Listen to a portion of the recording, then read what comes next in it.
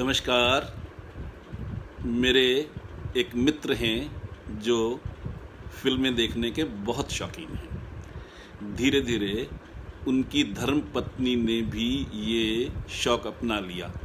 वे या तो हिंदी फिल्में देखते हैं या हिंदी में डब की हुई विदेशी फिल्में। सीधी सी बात है कि बॉलीवुड उनकी पहली पसंद है, उनकी भी और उनकी धर्मपत्नी की भी। और वो दोनों शहर में आई लगभग हर हिंदी फिल्म देखते हैं। उनके सर्कल के बाकी लोग उनसे पूछते हैं कि फ़िल्म कैसी थी, फिर फैसला करते हैं कि फ़िल्म देखनी है या नहीं। तो हुआ ये कि अखबारों में एक फ़िल्म को लेकर के बड़ी चर्चा हो रही थी, उसके रिव्यू बड़े अच्छे आ रहे थे। सो उस फिल्म को लेकर उनमें बड़ी उत्सुकता थी और उनकी इच्छा थी कि फ़िल्म हमारे शहर में भी आए ताकि वो उसे देख सकें और एंजॉय कर सकें। और फिर उनकी मन की इच्छा पूरी हो गई। फ़िल्म आ गई और दोनों मियाँ बीवी खुश हो गए। बस एक छोटी सी गड़बड़ थी। फ़िल्म एक ऐसे थिएटर में लगी थी जो शहर के बाहरी हिस्से में स्थित था और बहुत ही पुराना थिएटर था। उसकी आधी सीटें टूटी हुई थी, बाकी आधी भी आरामदायक नहीं थी। थिएटर में वॉशरूम भी अच्छे नहीं थे और ज़्यादा साफ सफाई भी नहीं थी। लेकिन उस फिल्म का आकर्षण ऐसा था कि उनके लिए थिएटर की बेआरामी को बर्दाश्त करना भी मंजूर था। दोनों ने ऑनलाइन टिकट खरीदी और थिएटर पहुंच गए। आधे घंटे में ही उनको ये स्पष्ट हो गया कि यह एक ऐसी आर्ट फिल्म है जो हर किसी को पसंद नहीं आ सकती। आधे घंटे में वो बुरी तरह से बोर हो गए। एक तो थिएटर घटिया, सीटें घटिया और फिर फिल्म भी घटिया। मेरे मित्र का मन उचट गया और उन्होंने अपनी धर्मपत्नी से घर वापस चलने को कहा। तो उनकी धर्मपत्नी ने कहा कि अब उन लोगों ने इतनी महंगी टिकटें खरीदी हैं, अब पैसे बेकार करने का क्या फ़ायदा। उनकी धर्मपत्नी भी मान रही थी कि फ़िल्म बिल्कुल बोर है और वहाँ बैठना भी आरामदायक नहीं है। लेकिन उनका सवाल था कि इतने पैसे खर्चे हैं तो पैसे बेकार क्यों किए जाएं। मेरे मित्र ने उन्हें समझाने की कोशिश की, बहुत कोशिश की, लेकिन वो टस से मस नहीं हुई। तंग आकर उन्होंने थिएटर से ही मुझे फ़ोन किया। मेरे एक ही सवाल से बात बन गई। मैंने अपने मित्र की धर्मपत्नी को कहा, पैसे तो ख़राब हो ही गए, वो तो वापस मिलने से रहे, पर अब आप वहाँ बैठे रहकर अपना टाइम और मूड दोनों चीज़ें क्यों ख़राब कर रहे हो। मेरे इस सवाल ने काम किया और वो दोनों फिल्म छोड़कर लेक पर चले गए। वहाँ सैर की, खाया पिया और दिन भर एंजॉय करने के बाद घर वापस आ गए। मनोवैज्ञानिक लोग इसे संक कॉस्ट फैलेसी कहते हैं। यह एक ऐसा भ्रम है जहाँ हम अपने खर्च किए पैसों के बारे में सोचते हैं और यह नहीं सोचते कि पैसे तो डूब गए, अब बाकी चीज़ों का नुकसान क्यों करें। आज हम इसी टॉपिक पर चर्चा करेंगे और सीखेंगे कि सही सोच रखना भी एक कला है, एक साइंस है, बल्कि एक हुनर है, एक स्किल है। और ये एक ऐसा हुनर है, एक ऐसी स्किल है जिसे डेवलप किया जा सकता है, बढ़ाया जा सकता है। तो आइए बात करते हैं आज के टॉपिक की, और वो टॉपिक है जहाँ चाह वहाँ राह। एक बार फिर आपका बहुत बहुत स्वागत है हमारे प्रोग्राम हेलो होम मिनिस्टर में। इस प्रोग्राम में हम हर हफ्ते रविवार को शाम 5 बजे एक नया टॉपिक लेकर हाजिर होते हैं और हमारा आज का टॉपिक है जहाँ चाह वहाँ राह। मैं हूँ पीके खुराना। मैं एक हैप्पीनेस कोच हूँ और मैं यह ट्रेनिंग देता हूँ कि हम जीवन में सफल कैसे हों और सफलता के साथ साथ सच्ची खुशी कैसे हासिल करें। Holistic success coupled with genuine happiness, या यूं कहिए कि सक्सेस ड्रिवन बाय हैप्पीनेस। और इस प्रोसेस में मैं दिल से, दिमाग से और आत्मा से कूड़ा चुन लेता हूँ। I am the rag picker of the soul. आपको याद दिला दूं कि आप सबके लाभ के लिए गृह लक्ष्मी की ओर से इस प्रोग्राम को रिकॉर्ड भी किया जा रहा है, ताकि आप जब चाहें इसे दोबारा भी सुन सकें, या आप मेरे YouTube चैनल हैप्पीनेस गुरु PK खुराना पर भी इसकी रिकॉर्डिंग देख सकती हैं। मैं कोई साइंटिफिक बात करूं इससे पहले यह बता देना ज़रूरी समझता हूं कि संक कॉस्ट फैलेसी का कॉन्सेप्ट मैंने एक ऐसी महान औरत से सीखा था जो हमारे घर में मेड थी। जब मैं टीनेज का था, 13-14 साल का किशोर था, तो वो हमारे घर आईं। उनका नाम माया था। जब वो पहले दिन हमारे घर आईं और वो मेरी माताजी से बातचीत कर रही थी, तो मैं उनको देख देख के ही चिढ़ रहा था। थोड़ा बेडौल शरीर, चेहरे पर सफ़ेद दाग, होठों पर बड़ी चमकदार सी गहरी लाल लिपस्टिक। उनके साथ ही मेरी उम्र का उनका बेटा महेश भी था। मेरी माताजी ने उनका नाम पूछा तो उन्होंने कहा माया। नाम सुनकर मैंने भी मुंह बिचकाकर कहा माया। मेरी इस हरकत पर वो मुस्कुराई और प्यार से कहा, छोटे राजकुमार, माया नहीं, माया आंटी। माया नहीं, माया आंटी। जवाब में मेरी माताजी भी मुस्कुराईं और उन्होंने भी कहा, हाँ बेटा, माया आंटी। वो मेरा पहला सबक था। उनका व्यवहार कुछ ऐसा था कि पता ही नहीं चला कि कब वो माया आंटी से माया मौसी बन गई और उनका बेटा महेश मेरे भाई जैसा हो गया। माया मौसी की एक बड़ी खासियत थी कि वो हर किसी को इतने अनूठे अंदाज से आदर देती थी कि सामने वाला खुश हो जाता था। जैसे वो मुझे हमेशा छोटे राजकुमार कहकर बुलाती थी। मैं किसी राजघराने से तो हूँ नहीं कि कोई मुझे राजकुमार कहे, पर उनके कहने के अंदाज में प्यार होता था, आदर होता था, और वो कोई ऐसा काम नहीं करती थी कि सामने वाला चिढ़ जाए। उनके इसी अंदाज की खासियत थी कि वो माया आंटी नहीं बल्कि माया मौसी बन गई। उन दिनों कपड़े धोने के अलावा बर्तन मांजने के लिए भी या तो सर्फ का प्रयोग होता था या फिर चूल्हे की राख का, क्योंकि सर्फ महंगा था। तब भारतवर्ष में सर्फ का कोई कंपेटिटर नहीं था। एरियल, विम, निरमा, घड़ी वगैरह सस्ते महंगे ब्रांड बहुत बाद में आए। ब्रांडेड पाउडर में सर्फ था या फिर बिल्कुल लोकल साबुन, और उसके बाद मिट्टी या राख। उन दिनों राख से बर्तन साफ करना आम बात थी, फिर भी हर घर में सर्फ भी मौजूद रहता ही था। तब अखबारों में सर्फ का जो विज्ञापन आता था वो बड़ा लोकप्रिय था। उनके विज्ञापन में 2 महिलाओं की फ़ोटो होती थी, जिसमें एक महिला छक सफ़ेद झाड़ी साड़ी पहने होती थी, बिल्कुल सफ़ेद साड़ी, एकदम ऐसी कि मज़ा आ जाए, और दूसरी महिला की साड़ी में थोड़ा थोड़ा पीलापन नज़र आता था।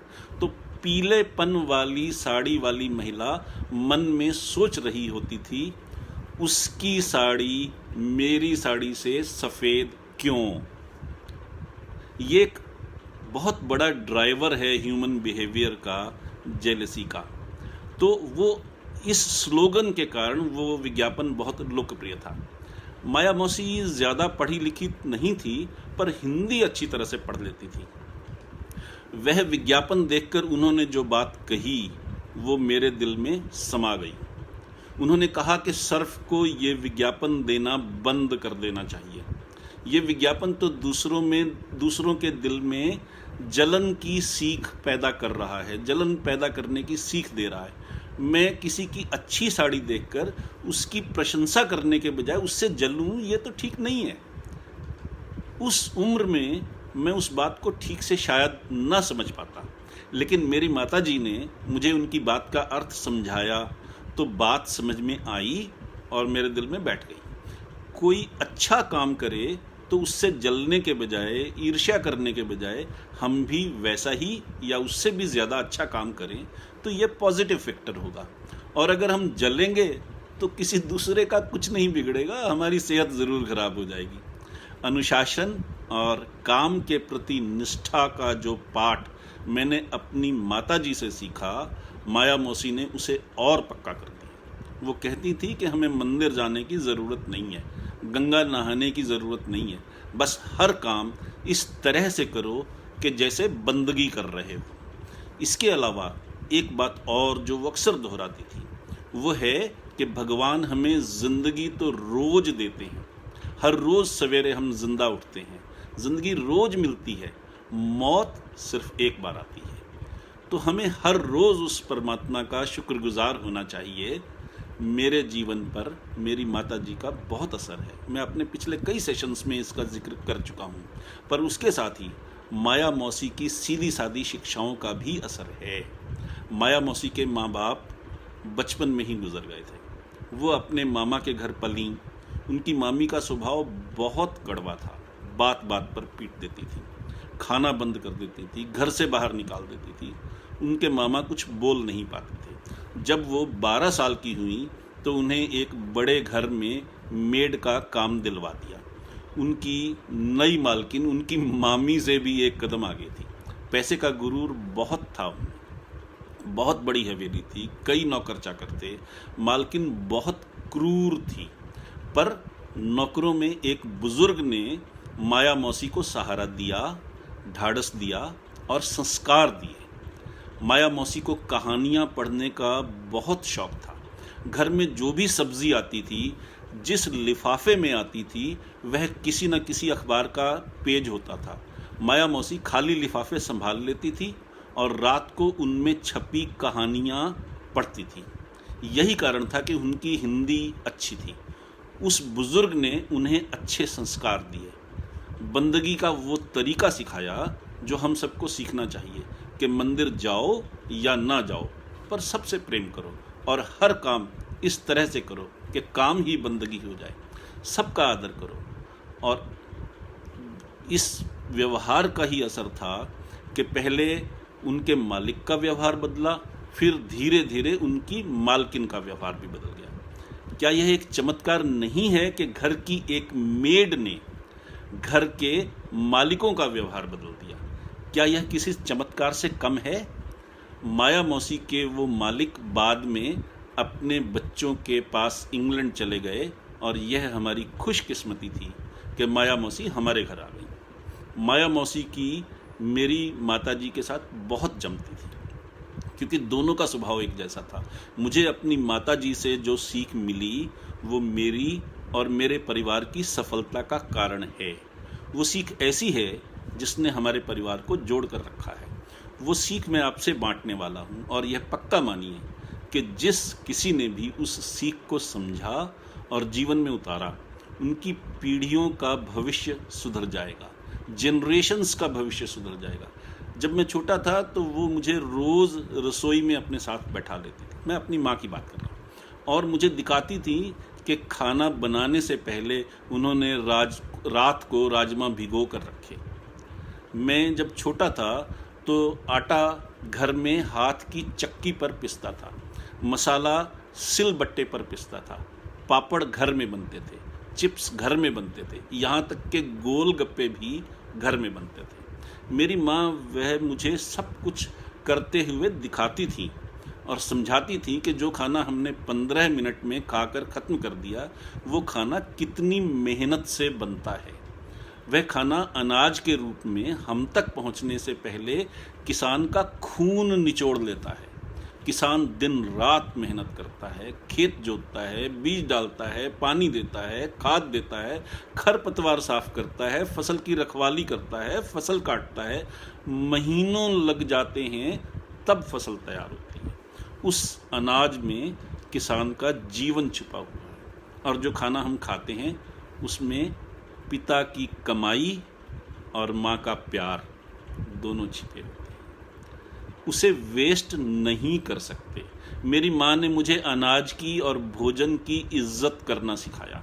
खाना खाने से पहले किसान का धन्यवाद करना, माता पिता का धन्यवाद करना और भगवान का धन्यवाद करना हमारी दिनचर्या का हिस्सा था और आज भी है। मेरी माँ ने मुझे अपनी ही नहीं, पिता की मेहनत की इज्जत करना भी सिखाया। किसान की मेहनत का इज्जत करना सिखाया और भगवान का धन्यवाद देना भी सिखाया। उसके लिए हाथ जोड़कर लोगों को दिखाने की ज़रूरत नहीं है, बस मन ही मन धन्यवाद कर देना काफ़ी है। इसके अलावा मेरी माँ ने मुझे डिग्निटी ऑफ लेबर का सबक दिया। इसके दो परिणाम हुए, दो रिजल्ट हुए। पहला रिजल्ट था कि मैं कभी किसी चीज़ के लिए ज़िद नहीं करता था।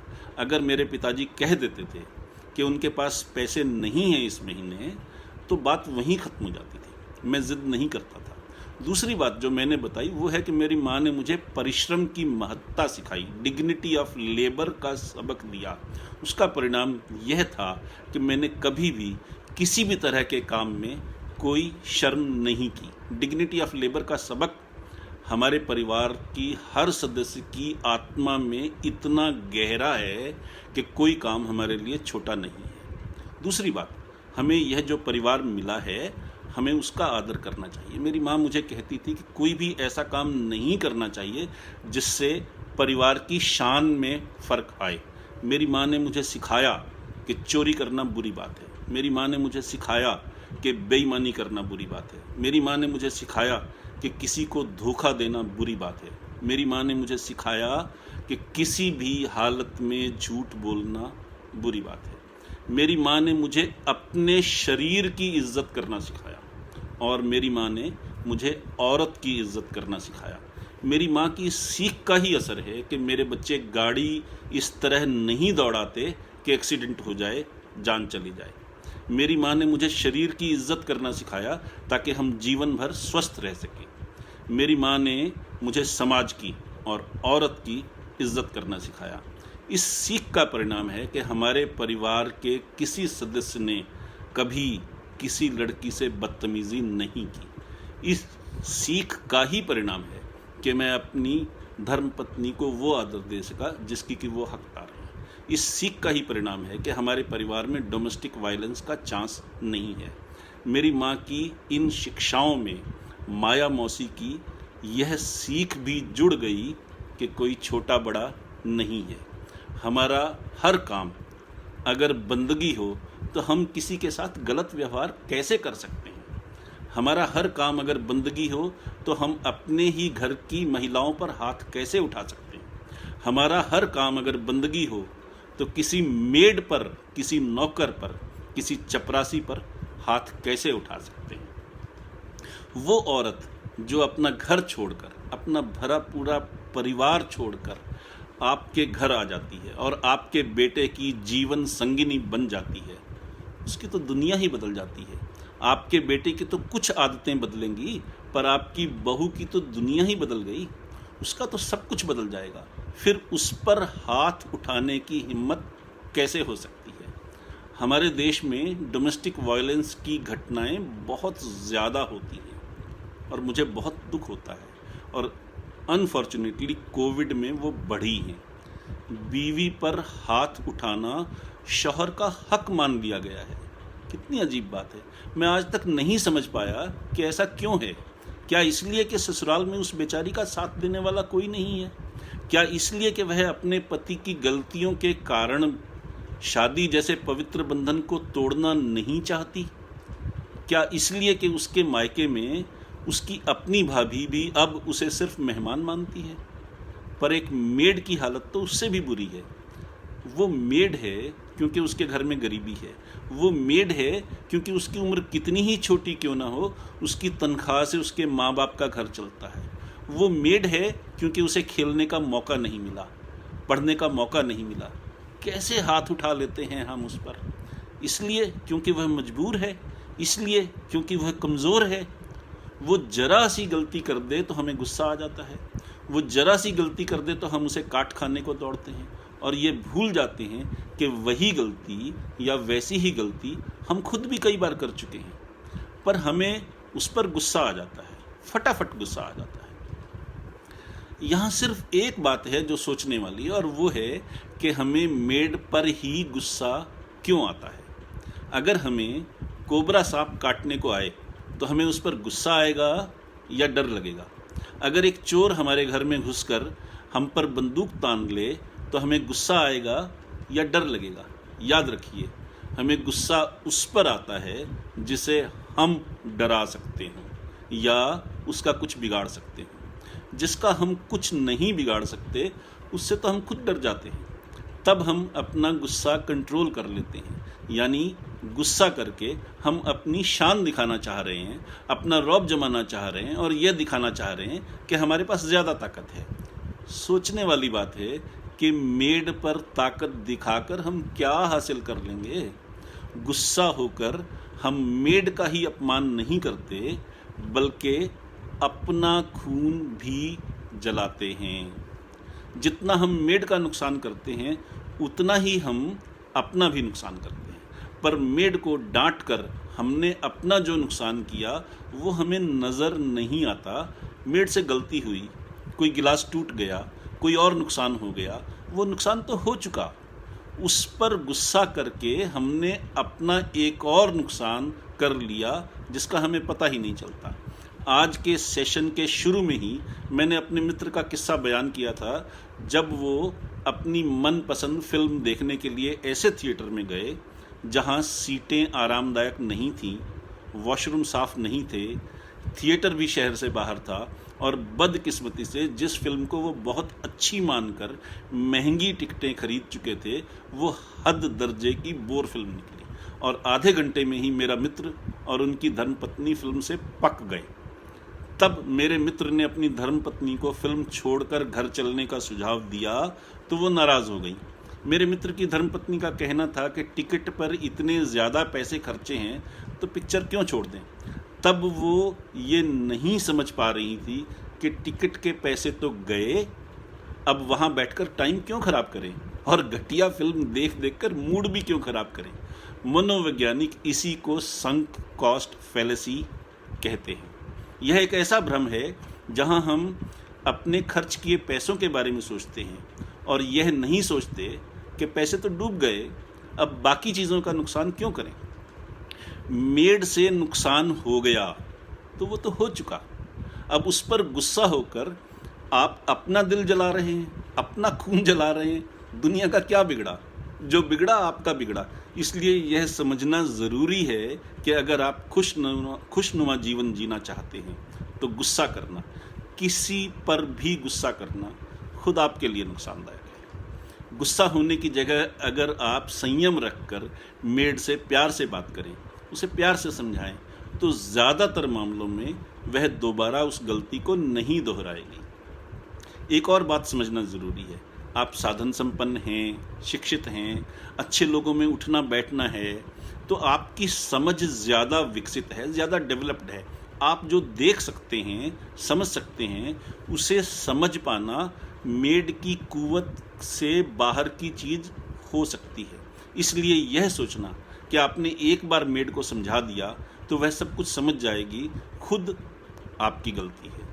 जैसे छोटे बच्चे को कोई सबक याद कराने के लिए हमें उसे बार बार दोहराना पड़ता है, वैसे ही जब आप मेड को कुछ समझाएं तो उसे एक बार या दो बार दोहरा लेना और यह सुनिश्चित कर लेना कि उसे पूरी बात समझ में आ गई है, हमेशा फ़ायदेमंद होता है। अब मैं वापस आता हूँ माया मौसी के बाकी जीवन पर। माया मौसी का बेटा महेश मेरी ही उम्र का था और मेरे ही स्कूल में पढ़ता था। माया मौसी के पुराने मालिक ने जब अपना व्यवहार बदला, उनको मारना पीटना बंद किया, तो सबसे पहले उनके बेटे को खुद पढ़ाना शुरू किया और फिर उसे उसी स्कूल में डाल दिया जहां उनके अपने बच्चे जाते थे।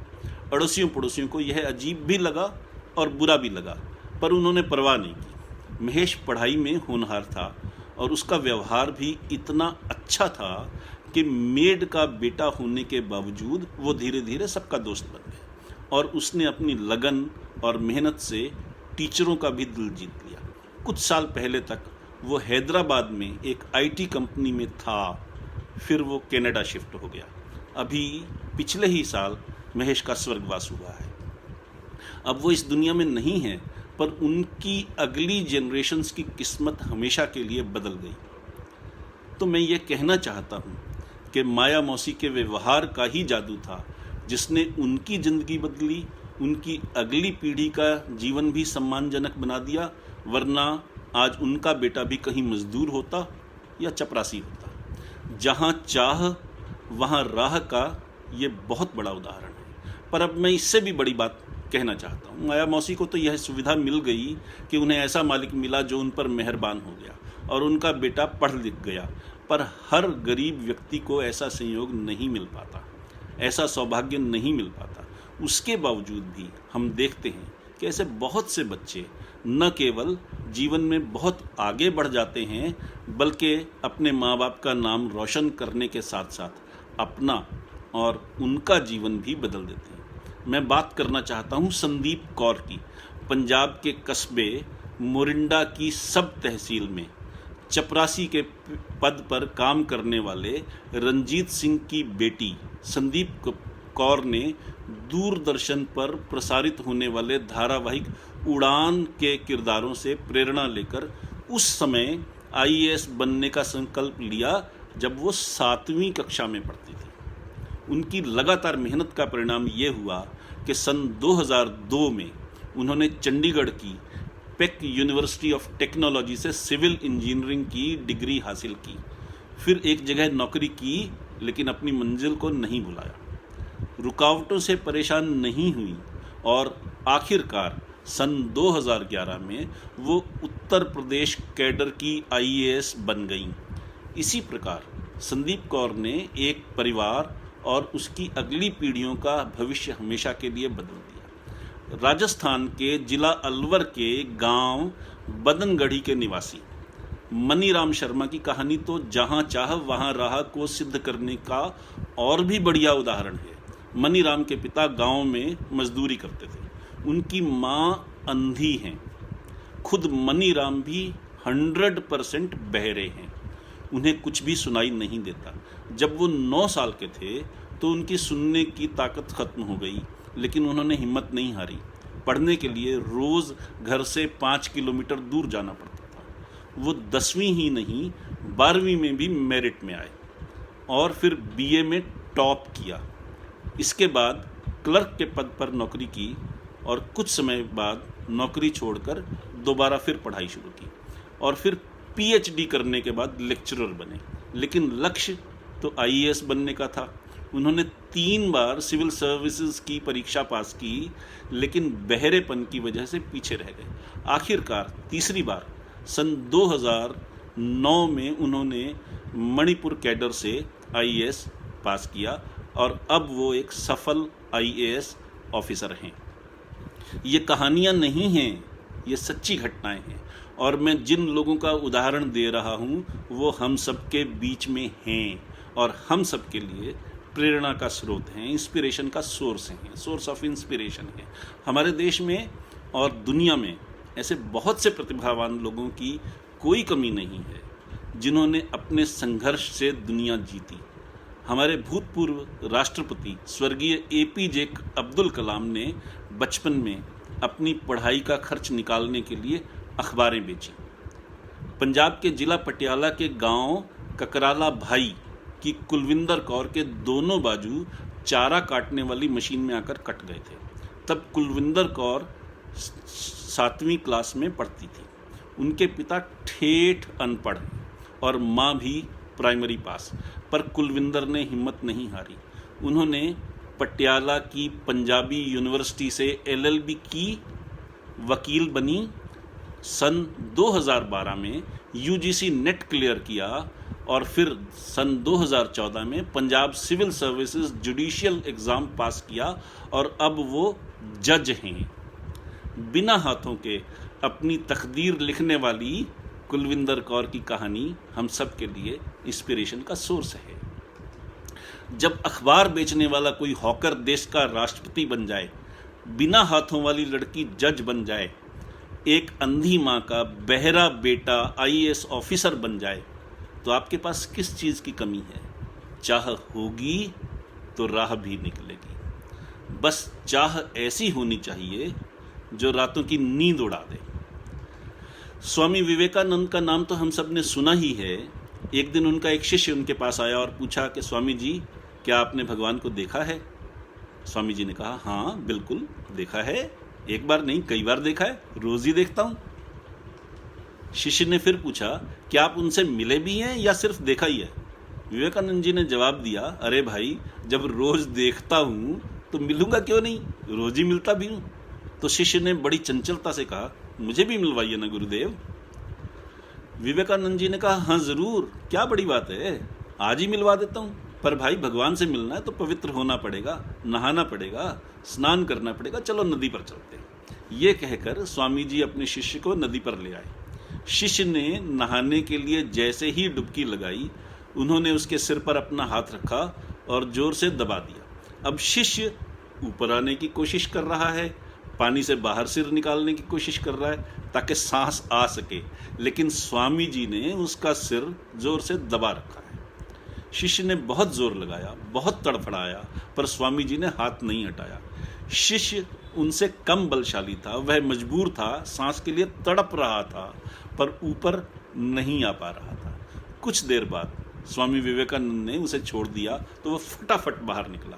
गहरी गहरी सांसें ली। थोड़ी देर बाद जान में जान आई तो स्वामी जी ने पूछा, अंदर कैसा महसूस हो रहा था? शिष्य ने जवाब दिया, गुरुदेव, दिल, दिमाग और आत्मा एक सांस के लिए तड़प रहे थे, कुछ और नहीं सूझ रहा था, बस सांस के लिए तड़प रहे थे। अब स्वामी विवेकानंद जी ने बड़े प्यार से कहा, बस बेटा, ऐसे ही तड़पो भगवान के लिए, ऐसे ही, इतनी ही ललक, इतनी ही तड़प, भगवान मिल जाएंगे। कोई और मंत्र नहीं है, कोई और रहस्य नहीं है, कोई सीक्रेट नहीं है, बस तड़प चाहिए, भगवान मिल जाएंगे।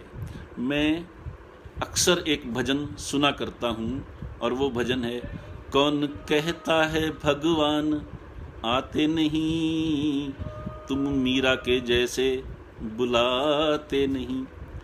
आप सोच रही होंगी कि मैं तो बिजनेस शुरू करने के मंत्र दे रहा था, बीच में ये भगवान कहाँ से आ गए। आपका सोचना बिल्कुल ठीक है। मैं कोई साधु नहीं हूँ, कोई संत नहीं हूँ, मैं भी आपकी तरह समाज का एक आम आदमी हूँ। खैर, मतलब की बात पे आते हैं तो मेरा मतलब ये है कि जरा से गहराई से देखने की ज़रूरत है। इतने आइडियाज़ हैं, इतनी पॉसिबिलिटीज़ हैं, इतनी संभावनाएं हैं कि कोई अंत ही नहीं। बस चाह होनी चाहिए, राह निकल आएगी। आप सब ने इतने धीरज से मेरे साथ इतना समय गुजारा, इसके लिए दिल से शुक्रिया।